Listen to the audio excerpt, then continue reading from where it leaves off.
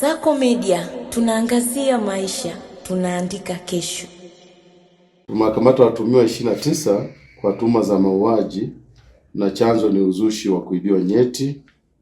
Ni kwamba jeshi la polisi mkoa wa Rukwa tunawashikilia watu 29 kufuatia tukio la mauaji ambalo limetokea kijiji cha Madibira, wilaya Kalambo, mkoa wetu wa Rukwa. Tukio hili limetokea tarehe 20 mwezi Agosti 2026 majira ya saa 12:45 jioni, ambapo vijana 7 wa kampuni ya simu ya Halotel walifika katika kijiji hicho kwa ajili ya kutoa huduma za kusajili laini za simu. Vijana hao wakati wakiendelea na shughuli zao, kulitokea taharuki baada ya mwananchi mmoja anayeitwa Mpaji Simkanji kudai kuwa ameibiwa nyeti zake.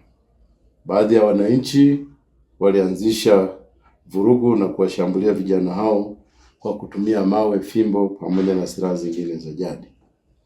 Kufuatia tukio hilo, kijana mmoja anaitwa David Amos Mwimanzi, miaka 22, mkazi wa kijiji cha Kasanga, wilaya ya Kalambo, aliuawa.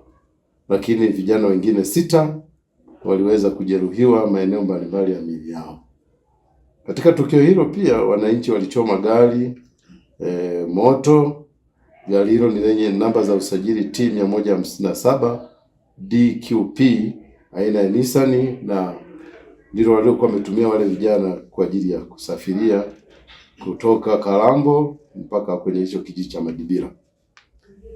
Uchunguzi unakamilishwa ili hatua nyingine za kisheria ziweze kuchukuliwa au kufuatwa dhidi ya hao watuhumiwa 29 tuliowakamata.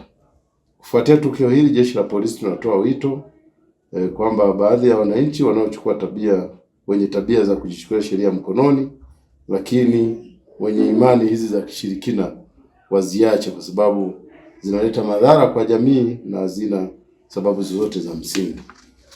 Kama nilivyowaambia, kuna matukio mawili. Jingine ni kwamba jeshi la polisi mkoa wa Rukwa linapenda kutoa taarifa za watu wawili waliofikishwa mahakamani kwa tuhuma za mauaji ya bwana mmoja anaitwa Ferdinand Kefa Msakuzi mwenye miaka 50, mkazi wa Majengo hapa Sumbawanga.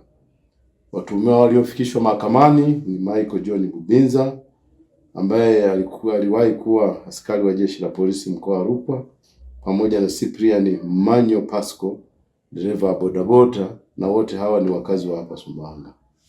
Tukio la mauaji limegundulika tarehe 28 Julai 2026 majira ya saa 6 mchana katika kijiji cha Kisumba, wilaya Sumbawanga, ambapo mwili wa marehemu ulikutwa umetupwa vichakani.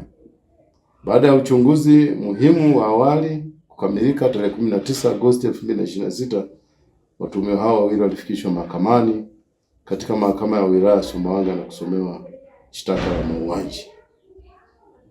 Jeshi la polisi tunaendelea kutoa wito kwa wananchi waendelee kutoa ushirikiano kwa jeshi la polisi kwa kutoa taarifa zinazoweza kusaidia kubaini, kuzuia na kutanzua uhalifu ili hatua za haraka ziweze kuchukuliwa, kwani hakuna mtu aliye juu ya sheria.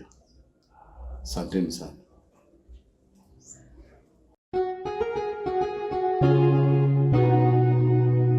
Kasako Media, tunaangazia maisha, tunaandika kesho.